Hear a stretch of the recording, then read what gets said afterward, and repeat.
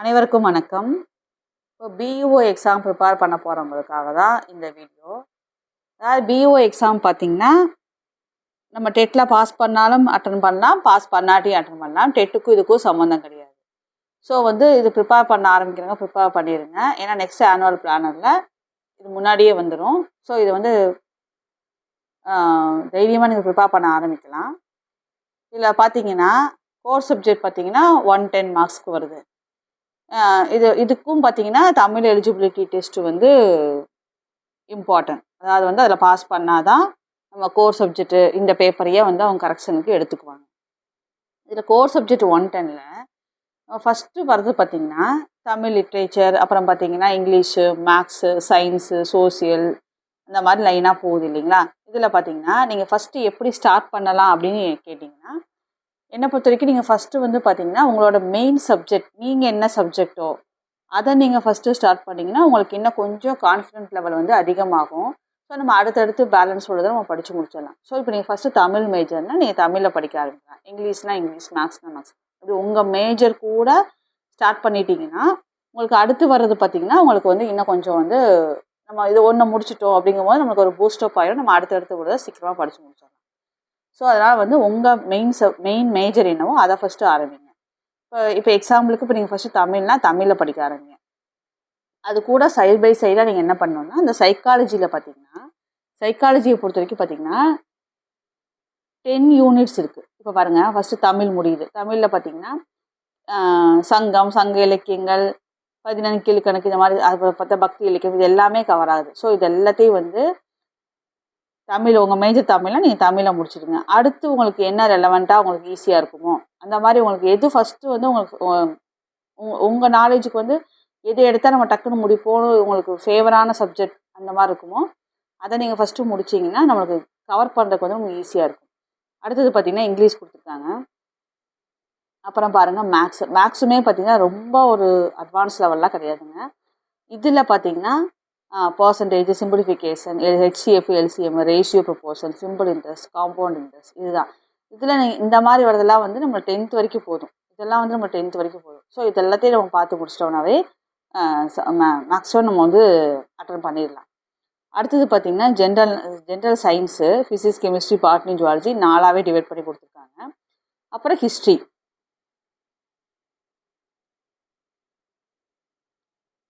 அதை முடிச்சிட்டிங்கன்னா ஜியாகிரஃபி வருது.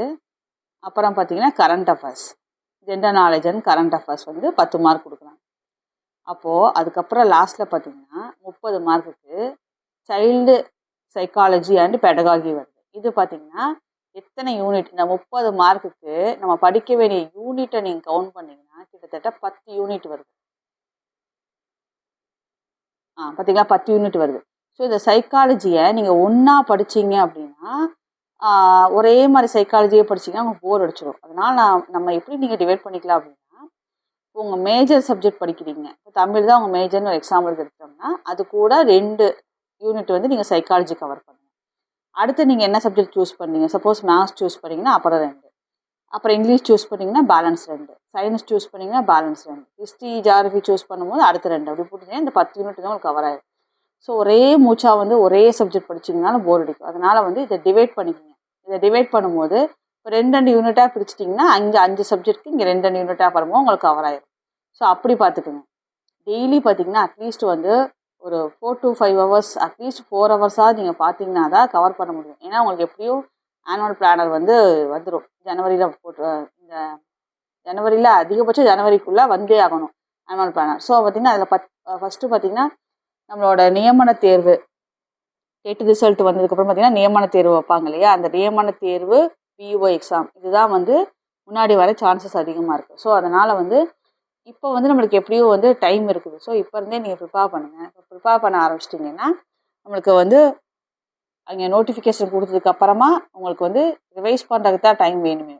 அந்த மாதிரி தான் யூஸ் பண்ணிங்கன்னா தான் நீங்கள் ஒரே அட்டம்ப்டில் நம்ம பாஸ் பண்ண முடியும். ஏன்னா நீங்கள் கொஞ்சம் இப்போ இதை எடுக்கிறோன்னா இப்போ இதில் 2 யூனிட், இது 2 பார்ட் மட்டும் படிக்கிறீங்க, அப்புறம் இதெல்லாம் நம்ம படிக்கல, இதில் கொஞ்சம் படிக்கிறோம், அப்படி படிச்சிங்கன்னா என்ன ஆகும்னா 80+ வாங்கிடலாங்க. 80+ வாங்குறது ஓரளவுக்கு மேலோட்டமாக படித்தா 80+ வாங்கிடலாம். ஆனால் இந்த 90+ வாங்குறதுல தான் நம்மளோட டேலண்ட்டே இருக்குது. அதில் தான் ஃபில்ட்ரேஷன் நிறையா நடக்குது. ஸோ அதனால் நீங்கள் வந்து ஒரு 100 எய்ம் பண்ணி 100+ வாங்கிட்டீங்கன்னா அதுக்கப்புறம் ஒரு ஜாப் வந்து கேரண்டியாக இருக்குது. ஏன்னா கம்யூனிட்டி வைஸ் அது வைஸ் அதெல்லாம் பிரிக்கும் போது பார்த்தீங்கன்னா 100+ வாங்கிட்டீங்கன்னா உங்களுக்கு வந்து எந்த விதமான ஒரு பயத்திலேயே நம்ம போய் வந்து சிவி அட்டன் பண்ண வேணாம். டேரெக்டாக நம்மளுக்கு வந்து அப்பாயின்மெண்ட் கிடச்சிடும். ஸோ அதனால் என்ன பண்ணுங்கள், 100+ எய்ம் பண்ணுங்கள்.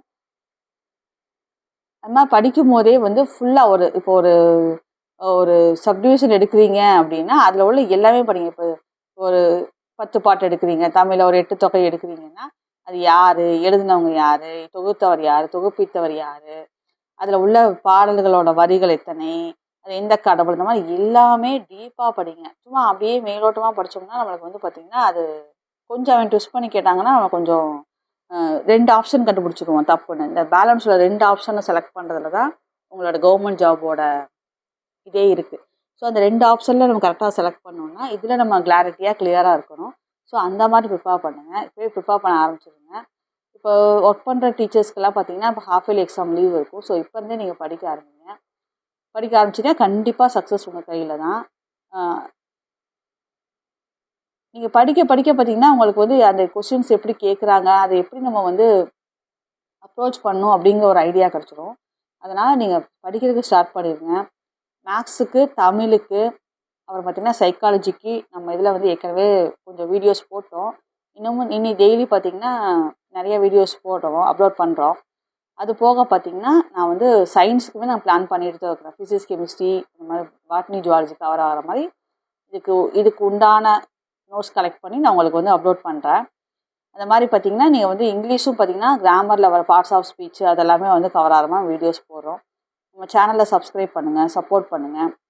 சைக்காலஜி உங்களுக்கு 10 யூனிட் கவர் ஆகிற மாதிரி நம்ம வீடியோஸ் போட்டுடலாம். சப்ஸ்கிரைப் பண்ணுங்கள், சப்போர்ட் பண்ணுங்கள், ஃப்ரெண்ட்ஸுக்கு ஷேர் பண்ணுங்கள்.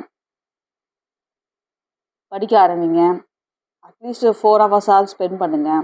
படிச்சிங்கன்னா கண்டிப்பாக வந்து கவர்மெண்ட் ஜாப் ஒரே அட்டம்ப்டில் உங்கள் கையில் கிடைக்கும்.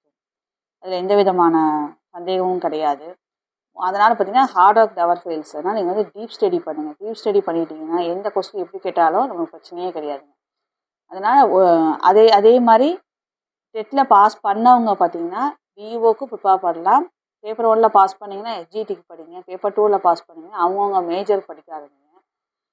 ஏன் பிஇஓ வந்து நம்ம இவ்வளோ தூரம் சொல்கிறோன்னா, பிஇஓவை பொறுத்த வரைக்கும் பார்த்திங்கன்னா நம்ம டெட்டில் படித்தோம் இல்லைங்களா, அது கொஞ்சம் நம்மளுக்கு இதில் வந்து வந்துடுது. ஸோ ஒரு 50% to 50% ப்ளஸ்ஸே வந்து உங்களுக்கு கவர் ஆகிடும். ஸோ கொஞ்சம் தான் நம்மளுக்கு வந்து எக்ஸ்ட்ரா வரும். ஸோ அதை வந்து படிக்கிறது ஈஸிங்கிறதுனால தான் இப்போ கரண்ட்டில் இப்போ தான் நம்ம படித்து முடிச்சிருக்கோம். ஸோ உடனே நம்ம பிஇஓ அட்டன் பண்ணும்போது பார்த்திங்கன்னா உங்களுக்கு அந்த அளவுக்கு பேர்டனாக இருக்காது. அதனால தான் பிஇஓக்கும் சேர்த்து ட்ரை பண்ணுங்கன்னு சொல்கிறோம். டெட்டில் பாஸ் பண்ணாதவங்களும் பிஇஓ எழுதலாம், பாஸ் பண்ணவங்களும் பிஇஓ எழுதலாம். ஆனால் டெட்டில் பாஸ் பண்ணவங்க தான் எஸ்ஜிடியோ யூஜிடிஆர்பியோ அட்டன் பண்ண முடியும். ஸோ அதனால் பாஸ் பண்ணாதவங்க கவலைப்படாதீங்க, பிஇஓ அட்டன் பண்ணுங்கள். திரும்ப டெட் வரும்போது உங்களுக்கு இந்த நாலேஜ் கண்டிப்பாக யூஸ் ஆகும். டெட்டில் பாஸ் பண்ணுறது வந்து இனி உங்களுக்கு தெரிஞ்சிருக்கும், ஒரு ஐடியா தெரிஞ்சிருக்கும், பெரிய விஷயம் இல்லைங்க.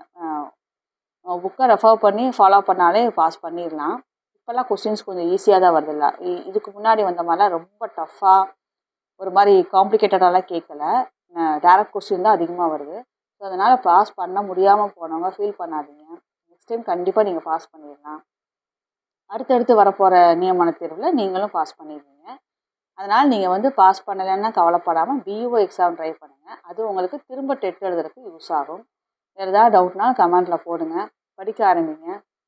நம்ம சேனலை தொடர்ந்து ஃபாலோ பண்ணுங்கள் ஃப்ரெண்ட்ஸ். லைக் போடுங்க, சப்ஸ்கிரைப் பண்ணுங்கள், ஃப்ரெண்ட்ஸுக்கு ஷேர் பண்ணுங்கள். நன்றி, வணக்கம். கூடிய விரைவில் கவர்மெண்ட் ஆசிரியர்களாக மாற என்னுடைய மனமார்ந்த வாழ்த்துக்கள். நன்றி, வணக்கம்.